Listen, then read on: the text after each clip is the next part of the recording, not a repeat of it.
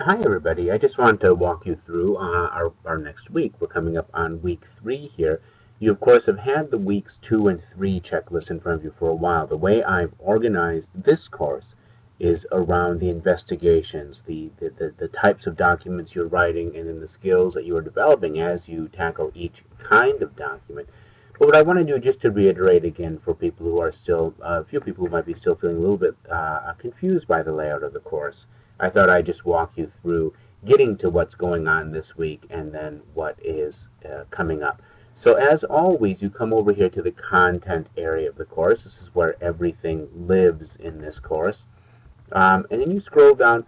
The very first week we completed these getting started general course materials. You've gone through all of this already. If you don't have a grade on your blog yet, the chances are you may not have shared that with me. And that, of course, is here under the Getting Started module, the video overview, which tells you how to create and share your blog, and then the link out to Blogger where you can create that.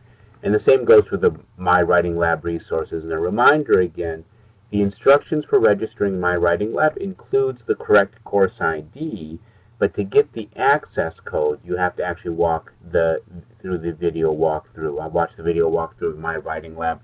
It's important to use the right code because we're actually using kind of an experimental version of the Writing Lab, and so the Pearson rep has given us a code that will give you 2 years of access for free. You're not paying for it. If you go through the registration process without using that code, what you'll probably wind up with is like a 2-week trial, which will expire long before the end of the class. And just another reminder on the My Writing Lab, I'm not giving you weekly grades on this. Your goal in the My Writing Lab is to create a learning path using that first initial assessment. I did ask you to complete that by this last Sunday, but the grade for the Writing Lab will come in at the end of the semester when I go in and see that you've completed the learning path which was there for you. Now, you are not alone in My Writing Lab. If you have any questions over the modules you've been asked to work through, don't hesitate to ask me, and I will duck in and help you with that. Okay, coming down to the weeks 2 and 3 checklist. Last week we focused on reading as inquiry and began thinking about our first essay, which is the personal essay. This week you're actually wrapping that up, and you'll see the due date for that is coming up next week, a little bit past our usual Monday deadline. I'll give you a few extra days to polish that off, largely because we have to get the personal essay workshop done. Okay, so what you need to do as you work through this is click on the weeks 2 and 3 checklist and then really follow through these step by step, and you'll see the due dates for each activity appear in the checklist. And I've said a few times, I've adapted this from a run of the course which just finished at the end of June, and so there may occasionally be a few dates that sneak in here that look funny. If anything looks odd, just check with you. This is in the checklist is where you will see the due dates for everything, and this is where you should come to look.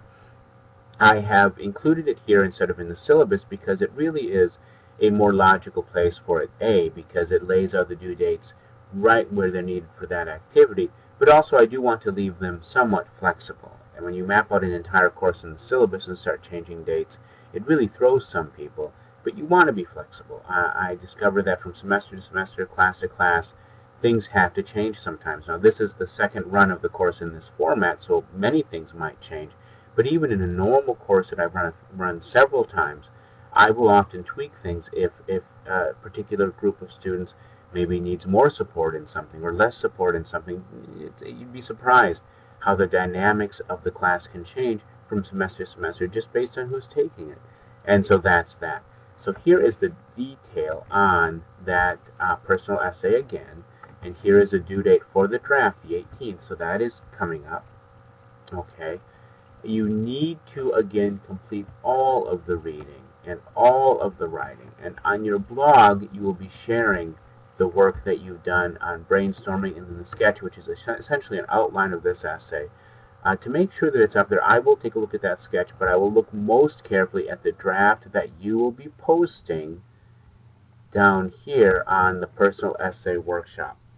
As you start developing your essay, do not ignore this reading either. And I'm going to duck in here again, and I will be following this and giving my thoughts on your reading of these, what are essentially model essays. They're sort of the kind of thing you're developing. The goal with the personal essay is really to find that theme, to find that why. And these will give you an idea of how to do that. So you're telling us a story using your life, using your experience, but there's a purpose to it. Also, Chapter 13, revision strategies. I want that under your belt before we get out of the workshop. The goal of the workshop will be to have other students look at your work and give you feedback. Immediately after, you then want to start evaluating that feedback and then incorporating it. I will also be giving you some feedback on your draft, which I will post in response to your discussion board post. The important thing to remember on the personal essay workshop, the grade for that comes from your evaluation of other students' drafts. So do a thorough, proper job of that to get full points for that discussion. Posting a draft doesn't give you any points. That just is sort of your ticket in the door. And in fact, if you're running behind on a draft, it's more important that you give that feedback for that discussion board post. You don't have to wait until you've posted your draft to give that feedback. Although, if you post your draft late, you might not get feedback from me. I'm on a very tight feedback grading schedule for my 2 summer courses, and so there is a chance that if you miss that deadline, I won't have time to come back and give you the feedback. I'll have moved on to the other course, and I always give precedence or preference to people who've made that deadline. And that's only to be fair to people who've worked very hard to make that. Not that you haven't worked hard and possibly missed the deadline.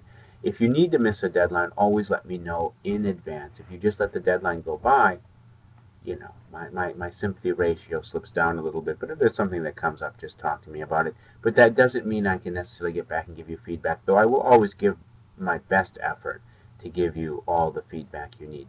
So that is it. On to another very busy week. This course flashes by in this summer semester. So stay on top of things, and as always, come to me if you've got questions.